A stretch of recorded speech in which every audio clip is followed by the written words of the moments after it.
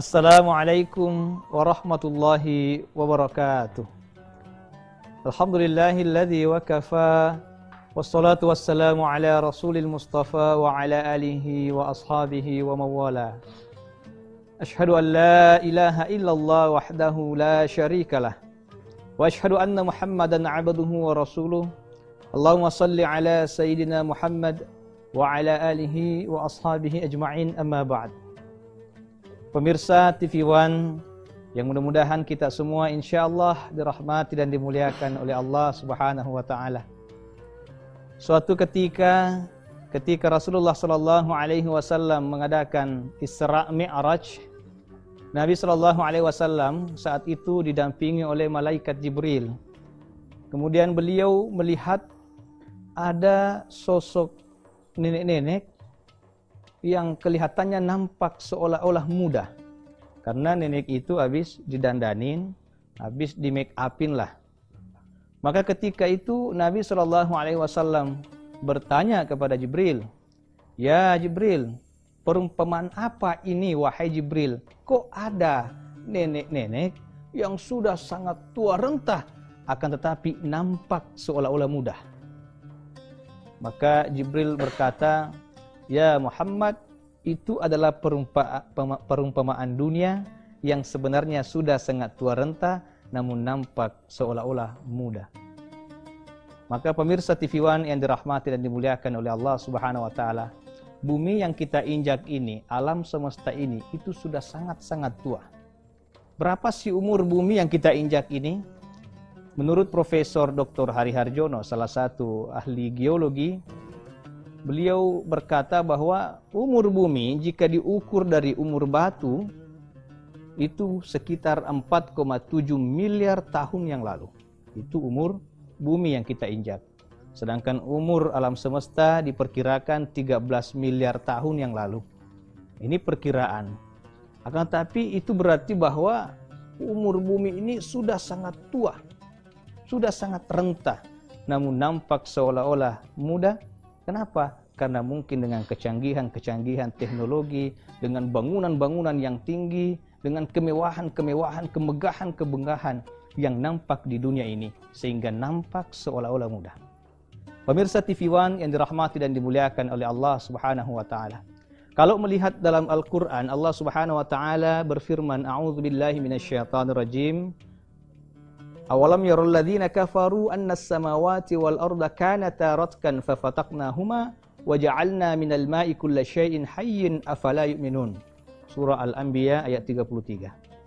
Allah Subhanahu wa taala berfirman, apakah orang-orang kafir itu tidak melihat bahwa dulu langit dan bumi dulunya satu padu, fafataqnahuma, kemudian kami pisahkan di antara keduanya.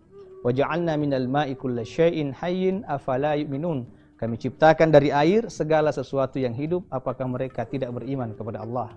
Jadi dulu Bapak Ibu, langit dan bumi dulunya satu. Fafataqnahuma, kemudian kami pisahkan. Jadi semakin hari langit itu semakin ditinggikan oleh Allah Subhanahu wa taala. Afala yanzuruna ilal ibili kaifa khuliqat wa ilas samai kaifa rufi'at. Bagaimana langit itu ditinggikan oleh Allah Subhanahu wa taala. Tiba masanya ketika tiang-tiang langit ini sudah enggak ada, maka langit itu akan runtuh bersatu kembali seperti sedia kala. Kapankah itu? Ketika tiang-tiang langit sudah tiada. Apakah tiang langit itu? Ialah kalimat la ilaha illallah. Ketika enggak ada lagi yang mengucapkan kalimat la ilaha illallah, maka di saat itu pula lah tiang-tiang langit itu akan runtuh. Maka pemirsa yang dirahmati oleh Allah Subhanahu wa taala, ketika Allah kemudian menciptakan alam semesta, itu tidak serta-merta Allah kemudian menciptakan manusia. Alam semesta itu diciptakan dalam Quran surah As-Sajdah. Allah berfirman, "Alladzi khalaqas samawati wal arda wa ma bainahuma fi sittati ayyam." Allah menciptakan langit dan bumi beserta yang ada di dalamnya fi sittati ayyam, 6 masa atau 6 hari. Tapi jangan dianggap harinya itu seperti hari kita sekarang. Fi yaumin kana miqdaruhu alfasanah. Satu hari itu sama dengan 1000 tahun menurut perhitungannya kita. Jadi kemudian setelah Allah ciptakan alam semesta, Allah ciptakan makhluk-makhluk jauh sebelum manusia. Ada banyak makhluk yang Allah ciptakan sebelum kedatangan manusia, bahkan termasuk jin. Wal janna khalaqnahu min qablu min naris samum. Jin itu lebih duluan diciptakan dibanding dengan manusia. Maka pemirsa yang dirahmati Allah Subhanahu wa taala, kedatangan manusia di muka bumi ini Allah ciptakan sebagai khalifatan fil ard, sebagai khalifah di muka bumi. Sebagaimana Allah berfirman dalam Quran surah Al-Baqarah ayat 30, A'udzubillahi minasyaitonir rajim, wa idz qala rabbuka lil malaikati inni ja'ilun fil ardi khalifah. Ingatlah ketika Allah berkata, kami ingin menciptakan khalifah di muka bumi. Apa sih itu khalifah? Khalifah itu bisa diartikan pemimpin, juga bisa diartikan pengganti. Ketika Nabi wafat diganti oleh Khalifah Abu Bakar, kemudian diganti oleh Khalifah Umar, Khalifah Uthman, Khalifah Ali bin Abi Thalib. Jadi khalifah makna lainnya adalah pengganti. Kedatangan manusia di muka bumi ialah untuk mengganti manusia-manusia atau makhluk-makhluk yang sudah punah sebelumnya. Makanya kadang ada orang bertanya, ini sebenarnya mana yang lebih duluan mana? Nabi Adam alaihissalam ataukah manusia purba? Kalau dalam Al-Quran kita sering mendengarkan kisah-kisah Nabi Adam alaihissalam. Sementara kalau kita belajar di ilmu-ilmu sejarah, ada yang namanya manusia purba. Nah, coba kita lihat dari sisi sejarah. Berapa sih jarak antara kita dengan Nabi Adam alaihissalam? Kalau kita melihat jarak kita dengan Nabi SAW sekitar 1.500 tahun yang lalu. Sekarang sudah 1443 Hijriah. Berarti jarak kita dengan hijrahnya Nabi sekitar 1443 tahun yang lalu. Jarak antara Nabi Muhammad SAW dengan Nabi Isa alaihissalam diperkirakan 571 tahun. Berarti jarak kita dengan Nabi Isa sekitar 2000 tahun yang lalu. Sekarang kan sudah 2021. Jarak antara Nabi Isa alaihissalam dengan Nabi Musa diperkirakan 1700 sampai dengan 1900. Jarak antara Nabi Musa alaihissalam dengan Nabi Ibrahim diperkirakan sekitar 500 tahun yang lalu. 500 tahun. Kemudian Nabi Ibrahim alaihissalam dengan Nabi Adam diperkirakan 3000 tahun. Artinya apa? Itu tentu hanya perkiraan, hanya prediksi berdasarkan penelitian sejarah. Akan tetapi pada intinya bahwa jarak kita dengan Nabi Adam alaihissalam hanya puluhan ribu tahun, belum sampai ratusan bahkan jutaan tahun yang lalu.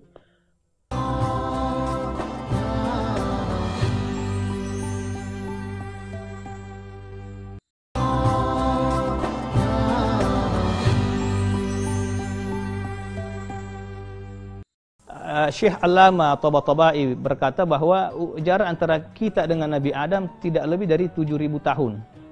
Sedangkan kalau kita melihat, mendengarkan di sejarah yang biasa diajarkan, penemuan fosil-fosil makhluk-makhluk purba, manusia purba itu ratusan, jutaan tahun yang lalu. Jutaan tahun yang lalu. Sementara jarak kita dengan Nabi Adam tidak sampai 1 juta. Berarti kalaulah kita melihat, ternyata lebih dulu makhluk-makhluk purba ini, manusia purba ini ada sebelum Nabi Adam alaihissalam. Akan tetapi saya lebih cenderung mengatakan makhluk purba dibanding manusia purba.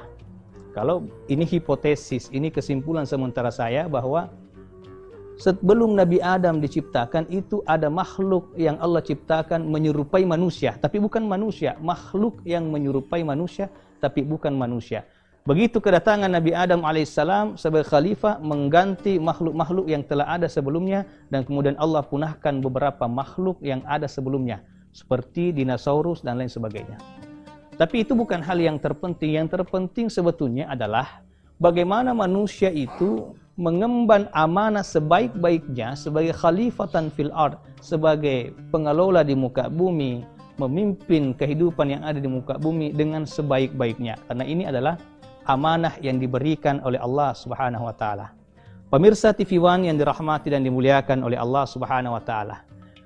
Dalam Al-Qur'an surah Al-Baqarah tadi, ketika Allah kemudian memproklamirkan akan menciptakan manusia sebagai khalifatan fil ard, itu kemudian sempat mendapatkan sanggahan dari malaikat.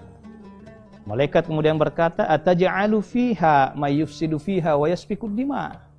Akankah engkau menciptakan manusia yang berbuat kerusakan dan saling menumpahkan darah? Jadi malaikat itu menyanggah. Akan tapi ada ulama yang berpendapat bahwa malaikat tersebut adalah bukan golongan malaikat Jibril, karena malaikat itu banyak. Bahkan ada yang menganggap bahwa malaikat itu adalah malaikat nar, karena ada ulama yang membagi malaikat, ada malaikat nur, ada malaikat nar. Malaikat nar itu adalah golongannya iblis dulu sebelum dikutuk oleh Allah. Karena ketika Allah memerintahkan malaikat sujud, wa idz qulna lil malaikati isjudu li adama fasajadu illa iblis, ketika Allah memerintahkan malaikat untuk sujud, mereka sujud semua. Semua malaikat sujud kecuali iblis. Berarti iblis dulu juga termasuk golongan malaikat, tapi malaikat nar yang tercipta dari api, bukan malaikat nur. Kemudian iblis membangkang, maka berubah nama. Dulu namanya Azazil, kemudian dikutuk oleh Allah karena pembangkangannya, berubah menjadi Azazil, dipecatlah menjadi malaikat. Ini ada ulama yang berpendapat seperti itu.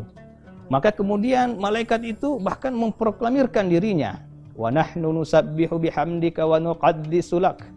Sementara kami ini nusabbihu, bertasbih kepadamu, mengkuduskan engkau ya Allah, mensucikan engkau ya Allah. Qala, maka Allah berkata, inni a'lamu ma la ta'lamun. Sesungguhnya aku mengetahui apa yang kalian tidak ketahui. Dan ketika itu Allah ingin membuktikan bahwa ternyata Adam itu berbeda dari makhluk yang lain. Ketika kemudian Allah ajarkan nama-nama benda kepada Nabi Adam alaihissalam, dan itu tidak diajarkan kepada para malaikat. Wa 'allama Adam al-asma'a kullaha thumma 'aradahum 'alal malaika faqala anbi'uni bi asma'i haula'i in kuntum shadiqin. Allah kemudian mengajarkan nama-nama benda kepada Nabi Adam alaihissalam, dan itu tidak diajarkan oleh Allah kepada para malaikat-malaikat yang lain. Ini salah satu kemuliaan manusia Allah ciptakan. Jadi manusia itu, pemirsa yang dirahmati Allah, manusia itu adalah makhluk yang sempurna. Laqad khalaqnal insana fi ahsani taqwim. Telah Allah ciptakan manusia dalam bentuk yang paling sempurna. Makanya kalau ditanya, itu manusia itu asalnya dari mana? Mungkin sebagian dari kita akan menjawab manusia itu berasal dari tanah. Ya kan? Berasal dari tanah. Tapi lebih sempurnanya ialah manusia itu min salsalin min hama'in masnun. Manusia itu berasal dari tanah dan air, berasal dari lumpur. Lumpur itu kan kandungannya tanah dan air. Ketika kemudian Allah ciptakan manusia yang berasal dari tanah dan air, nah itulah fisiknya manusia.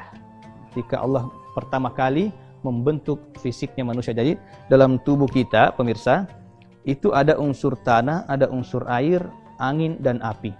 Unsur tanah dan air itulah awal mula penciptaan manusia, di mana tanah dan air itu berasal dari sorga. Sementara api dan angin itu berasal dari neraka. Tanah dan air asalnya dari sorga. Makanya di Al-Quran dijelaskan, di dalam sorga itu tajri min tahtihal anhar. Dalam sorga itu mengalir di bawahnya sungai-sungai. Berarti kalau ada sungai, ada airnya, ada tanahnya. Sementara di neraka namanya nar. Nar itu artinya api. Maka kemudian sesungguhnya dalam diri manusia ada dua kecenderungan. Fa'alhamaha fujuraha wa taqwaha. Ada kecenderungan berbuat buruk, ada juga kecenderungan berbuat baik, berbuat takwa. Tergantung daripada pribadi masing-masing orang tersebut. Makanya sebetulnya manusia itu kampungnya di akhirat. Nabi Adam diciptakan mula-mula di surga, kampungnya di surga. Ya, kampung kita di surga sebetulnya. Makanya kalau kita mau pulang kampungnya di surga. Asalnya kita dari tanah air, dari tanah dan air, dan tanah dan air itu berasal dari surga. Maka kemudian manusia semestinya pulangnya ke surga Allah Subhanahu wa taala. Mudah-mudahan kita berpulang ke surga Allah Subhanahu wa taala. Amin ya rabbal alamin. Maka pemirsa yang dirahmati Allah, itulah makanya menurut Imam Syafi'i, ketika manusia itu bersuci, yang bisa dipakai bersuci adalah sesuatu yang berasal dari surga, tanah dan air. Kalau misalkan kita mau wudu pakai air, nggak ada air pakai tanah, tayamum. Kemudian misalkan ember kita dijilat anjing, cara ngebersihinnya 1 kali tanah 7 kali air, ataukah dibalik, 7 kali tanah, 1 kali air. Nah, tidak ada satupun ulama yang mengajarkan bahwa ketika sudah buang hajat tidak ada air, pakai api, nyalain kompor atau kan nyalain kipas angin, nggak ada. Kecuali mazhab Imam Hanafi, beliau berkata bahwa dalam hal-hal tertentu api itu bisa saja dipakai bersuci. Misalkan ini kan bangunan dibangun, ada batu bata, ada batu bata. Itu kan nggak ada jaminan bahwa batu bata itu suci dari najis. Akan tetapi menurut mazhab Hanafi, batu bata itu sudah dibakar dan api itu bisa menjadi penyucinya. Makanya kalau orang masuk neraka dicucinya pakai api.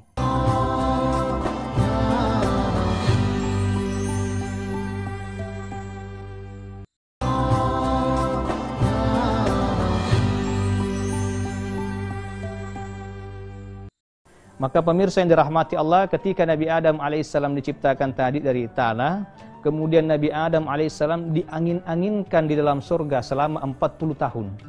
Jadi 40 tahun. Bayangin tanah dan air yang diangin-anginkan di dalam surga. Kal-fakhar, bagaikan tembikar. Jadi tembikar itu asalnya dari tanah dan air. Ya, tembikar. Tahu tembikar kan? Kalau orang Bugis bilang bempah. Ya. Itu kuat sekali. Sebenarnya imun kita ini, sebenarnya fisik kita ini kuat. Kuat kita punya fisik selama 40 tahun. Makanya juga itu ada rahasia di umur 40 tahun. Nabi SAW juga diangkat menjadi Rasul itu di usia 40 tahun. Di usia 40 tahun. Makanya kalau kita melihat dalam surah Al-Ahqaf ayat 15, sebenarnya di situ ada rahasia umur manusia ketika mencapai usia 40 tahun. Rahasianya apa? Ketika ada manusia yang berusia 40 tahun, biasanya ia menemukan puncak kesuksesannya di situ. Dan ketika itu, an ashkura ni'mataka allati an'amta alayya. Mestinya ia banyak-banyak bersyukur kepada Allah karena telah banyak nikmat Allah yang diberikan. Yang kedua, wa an a'mala salihan tardahu. Mestinya ketika orang sudah berumur 40 tahun, dia banyak-banyak beramal saleh kepada Allah Subhanahu wa taala. Siapa orang yang berumur 40 tahun masih tidak melakukan salat, tidak melakukan ibadah kepada Allah, tidak ingin ke masjid, maka bagi orang itu susah mendapatkan hidayah. Susah mendapatkan hidayah. Bukan berarti nggak bisa, tapi susah. Karena kenapa? Itu umur kematangan seorang manusia. Kemudian yang ketiga, di usia 40 tahun, di sini juga diuji oleh Allah. Banyak orang yang berdosa kepada kedua orang tuanya di usia 40 tahun. Kenapa? Karena di saat itu, ketika ia mencapai puncak kesuksesannya, di saat yang sama, ia juga mendapati orang tuanya. Ketika ia mendapati orang tuanya, tentu orang tuanya sudah tua renta. Mungkin ketika ia di usia 40, orang tuanya sudah berusia 60, atau 70 tahun, atau 80 tahun. Artinya ketika ia mendapatkan orang tuanya sudah dalam keadaan tua renta, maka itu ujiannya. Maka dalam Al-Quran Allah Subhanahu wa taala berfirman, imma yablughanna 'indakal kibra ahaduhuma aw kilahuma fala taqul lahumu uffin wala tanharhuma wa qul lahumu qawlan karima. Jadi ketika mendapati orang tua salah satu atau dua-duanya di usia senja, jangan pernah menyakiti hatinya, jangan pernah mengatakan perkataan katakanlah perkataan yang baik-baik. Maka pemirsa yang dirahmati Allah Subhanahu wa taala, setelah 40 tahun barulah kemudian tsumma sawwahu wa nafaha fihi min ruhi. Allah sempurnakan penciptaan Nabi Adam alaihissalam, Allah tiupkan ruh. Nanti setelah ruh masuk barulah kemudian malaikat disuruh sujud kepada Nabi Adam alaihissalam. Itu ketika ruh masuk baru disujud, baru malaikat disuruh sujud kepada Nabi Adam alaihissalam. Jadi sebetulnya pemirsa yang dirahmati Allah, fisik kita ini sungguh sangat sempurna. Sungguh sangat sempurna penciptaan manusia ini baru segi fisik. Laqad khalaqnal insana fi ahsani taqwim. Telah aku ciptakan manusia dalam bentuk yang paling sempurna. Coba kita perhatikan bentuk kesempurnaan manusia secara fisik aja ini. Secara fisik manusia itu diberikan 2 tangan, 2 kaki. Ada makhluk Allah yang Allah ciptakan berjalan dengan 4 kaki, seperti kambing, sapi, kerbau. Ada yang berjalan 2 kaki, seperti ayam. Tapi coba lihat jari jemari ayam, ya kan? Nah, manusia secara fisik sempurna. Tangan kita 2, kaki kita 2. Allah ciptakan alis. Alis kita Allah ciptakan supaya apa? untuk menghalangi keringat-keringat yang masuk dari atas, maka dihalangi oleh alis. Bulu mata untuk menghadang debu-debu yang masuk dalam mata kita. Cuman sekarang banyak ini yang ngerusak ciptaan Allah. Udah dikasih alis yang bagus-bagus, terus alisnya dicukur, dipindahin ke atas, ya kan? Digambar, begitu ke pesta hujan, alisnya hilang satu. Orang ketawa, dia juga ketawa. Padahal dia nggak tahu yang diketawain dia. Kenapa? Ngerubah apa yang Allah telah ciptakan. Bahkan kalau kita melihat air dalam tubuh kita, lebih dari 70% mengandung air. Tapi disitulah kehebatannya Allah, disitulah kemahasempurnaannya Allah. Air itu beda-beda dalam tubuh kita. Air di telinga kita itu terasa pahit, air mata terasa asin, sementara air liur itu terasa tawar. Kenapa? Disitulah maha besarnya Allah. Andaikan di telinga kita Allah ciptakan airnya itu manis, maka setiap kali kita tidur, semut-semut itu akan masuk dan bersarang dalam telinga kita. Tapi karena pahit, semut itu nggak bisa, semut itu nggak suka. Yang kedua, air mata kita. Kenapa asin? Ternyata air mata yang asin itu, ia bisa menjadi obat untuk mata kita, untuk kesehatan mata kita. Air liur itu kenapa tawar? Karena disitulah maha pemurahnya Allah. Supaya kita bisa merasakan mana yang manis, mana yang pahit, mana yang kecut. Andaikan air liur itu manis, kita tidak bisa membedakan antara satu rasa dengan rasa yang lain. Disitulah kemaha pemurahannya Allah. Kuku kita tumbuh, dipotong. Allah ciptakan gigi, tapi gigi kita tidak tumbuh seperti kuku kita. Andaikan gigi tumbuh seperti kuku, mungkin yang kita pakai bukan sikat gigi kali ya. Mungkin yang kita pakai itu gerinda. Nah, orang Bugis bilang gulindra. Nah, tapi Allah maha sempurna ciptaannya. Allah maha pengasih, maha penyayang, maha luar biasa. Nah, disitulah makanya la in syakartum la azidannakum wa la in kafartum inna azabi lasyadid. Jika engkau bersyukuri atas semua nikmat-nikmat Allah, insyaallah Allah akan tambahkan nikmatnya.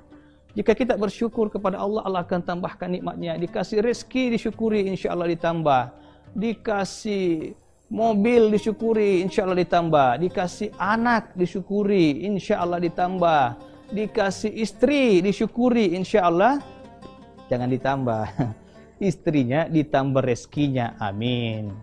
Nah, itulah kemaha pemurahan Allah kepada manusia. Manusia adalah makhluk yang sempurna, makhluk yang paling istimewa yang Allah ciptakan dengan tangannya, yang Allah ciptakan dan Allah banggakan di depan para malaikat, di mana kemudian Allah memberikan keistimewaan khusus kepada manusia yang tidak diberikan kepada makhluk-makhluk selain manusia. Pemirsa TV One yang dirahmati oleh Allah Subhanahu wa taala, oleh karena itu, jika kemuliaan manusia itu senantiasa kita syukuri, insyaallah Allah akan selamatkan kita di dunia dan di akhirat. Oleh karena itu, banyak-banyak bersyukur dan banyak-banyak bersujud kepada Allah Subhanahu wa taala. Hilangkan ego kita di hadapan Allah Subhanahu wa taala. Barang siapa memuliakan dirinya di hadapan Allah, maka Allah akan hinakan dia. Siapa yang menghinakan dirinya di hadapan Allah, maka Allah akan angkat dia, Allah akan muliakan dia. Cukup sekian dan terima kasih. Wabillahi taufiq wassa'adah. Wassalamualaikum warahmatullahi wabarakatuh.